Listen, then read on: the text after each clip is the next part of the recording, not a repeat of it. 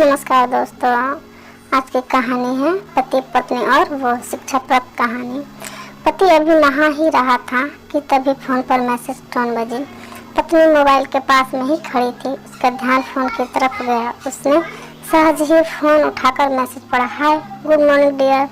किसी बेबी का मैसेज था। पत्नी सोच में पड़ जाती है कि अब यह बेबी कौन है। तब तक पति भी नहाकर बाहर आ चुका है। पत्नी उससे कहती है कि किसी बेबी का मैसेज आया है। पति मुस्कुरा देता है, फोन उठाकर उस मैसेज का रिप्लाई करता है, hi baby, how are you, और अपने काम में लग जाता है। इस रिप्लाई को भी पढ़ती है। अब हर पल पत्नी के दिमाग में यही विचार कौंधता रहता है कि ये बेबी कौन है। शाम को पति घर आता है। पत्नी उससे पूछती है, यह बेबी कौन है। पति जवाब में सिर्फ मुस्कुरा देता है और फिर से अपने काम में लग जाता है। 2-3 दिन बीत जाते हैं। उन विचारों ने अभी तक पत्नी का पीछा नहीं छोड़ा था और फिर से पति के मोबाइल पर फिर एक बार बेबी का मैसेज आता है, आप तो मिलोगे कि नहीं, तुम्हारी बहुत याद आ रही है।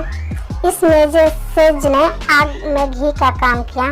पत्नी का शक और भी ज्यादा पक्का हो गया। बीच बीच में ऐसे मैसेजेस का आदान प्रदान होता रहता और पत्नी के मन में शक की जड़ें और गहरी होती गई। पति पूछने पर भी जवाब में सिर्फ मुस्कुराहट के और कुछ नहीं कहता। यह शक गुस्सा बनकर तब ज्वालामुखी की तरफ फट पड़ता है जब एक दिन उसे अपने पति की जेब में सिनेमा की 2 टिकटें मिलती हैं। पत्नी अपने पति से बहुत झगड़ती है। पति उसे समझाने की कोशिश करता है लेकिन वह कोई भी बात सुनने को तैयार नहीं है। पति को भी उस पर गुस्सा आ जाता है और यह झगड़ा और भी ज्यादा बढ़ जाता है। गुस्से में पति घर से बाहर निकल जाता है। पत्नी का गुस्सा पति से कई गुना ज्यादा है। तुरंत वो अपना सारा सामान पैक करती है, एक चिट्ठी लिखती है कि मैं मायके जा रही हूँ हमेशा के लिए, और पति का घर छोड़कर चली जाती है। गुस्सा शांत होने पर जब पति घर आता है तो चिट्ठी पढ़कर उसके होश उड़ जाते हैं। 10 दिन बीत जाते हैं और गांव के उस घर पर डोरबेल बजती है जहां पत्नी रहने चली गई है। पत्नी दरवाजा खोलती है। दरवाजे पर 10 साल की एक छोटी बच्ची हाथों में चिट्ठी लिए खड़ी है। वो पत्नी को वह चिट्ठी देती है। बच्ची से वह चिट्ठी लेकर पत्नी चिट्ठी खोलकर पढ़ती है, डियर वाइफ, जिस बेबी की वजह से हम दोनों में इतने झगड़े हुए और तुम हमारा घर छोड़कर यहाँ चली आई, यह बच्ची जो अभी तुम्हारे सामने खड़ी है वह वही बेबी है, अनाथ आश्रम की एक प्यारी बच्ची। इसी के साथ में बातें करता था, सिनेमा जाता था। पहली बार जब तुमने बेबी के बारे में पूछा था तो मैंने जानबूझकर तुम्हें नहीं बताया था। सोचा था थोड़ा मजाक करता हूँ, देखता हूँ तुम कैसे रिएक्ट करती हो, लेकिन मैंने ये कभी नहीं सोचा था कि तुम्हारा शक इतना बढ़ जाएगा कि तुम घर ही छोड़ दोगी। हाँ, सबसे जरूरी बात यह तो बेबी है, वो किसी और की नहीं बल्कि तुम्हारी ही बेटी है। रुको, अपने आप को संभालो और आगे की बात ध्यान से पढ़ो। हमारे शादी के 2 साल पहले की यह बात है। तुम अपने कॉलेज के लास्ट ईयर में थी। तुम्हारे प्रोफेसर ने नोट्स लेने के बहाने तुम्हें बुलाया था और तुम्हें चाय में कुछ नशीली दवा मिला करने वाला काम किया था। इसमें तुम्हारी कोई गलती नहीं थी, लेकिन कुदरत ने अपना काम किया और तुम्हारे पेट में इस बेबी को डाल दिया। काफी प्रयास करने पर भी अबॉर्शन नहीं हुआ था, तो तुम्हारे घर वालों ने समाज के डर से तुम्हें 6 महीने तक घर में ही रखा। तुम्हारे पिताजी खुद एक डॉक्टर हैं, इसलिए यह बिन मांगा बच्चा बड़ी आसानी से बिना किसी को कानो कान खबर हुए इस दुनिया में आया। भविष्य में तुम्हारी शादीशुदा जिंदगी में कोई प्रॉब्लम ना हो, इसलिए तुम्हारे पिता ने इस बच्चे को गांव के एक अनाथ आश्रम में छोड़ दिया।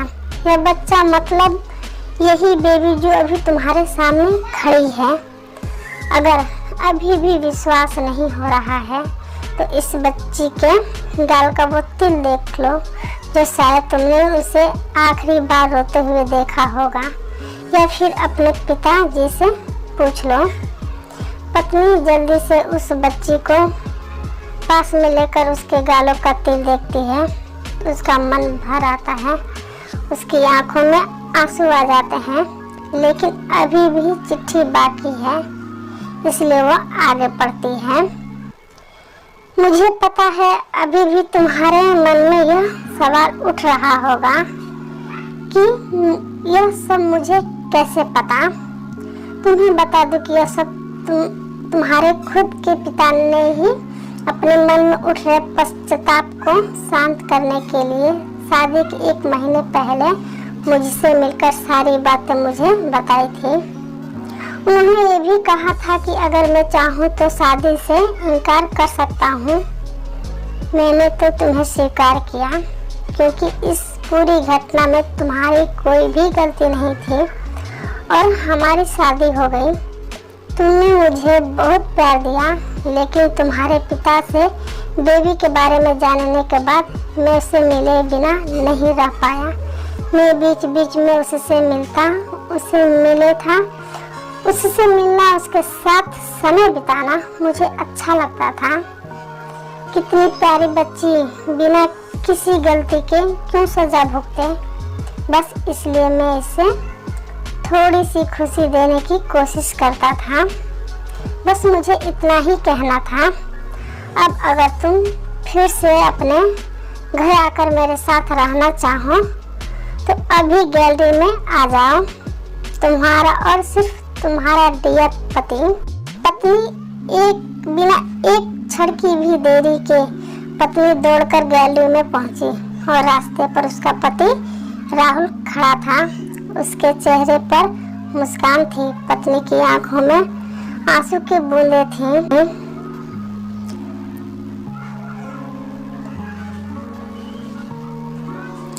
कारण कुछ भी हो, अपने दोनों के बीच में कभी भी किसी को भी थोड़ी सी भी जगह मत दो, क्योंकि दुनिया में हर बीमारी का इलाज है, लेकिन शक नाम की बीमारी का कोई इलाज नहीं है। मन शांत रखो, जो भी मन में आए एक दूसरे को बताओ। तो दोस्तों, ये कहानी आपको कैसी लगी ज़रूर बताइएगा। अगर कहानी अच्छी लगी तो लाइक, शेयर और सब्सक्राइब ज़रूर कीजिएगा। धन्यवाद। जय हिंद, जय भारत।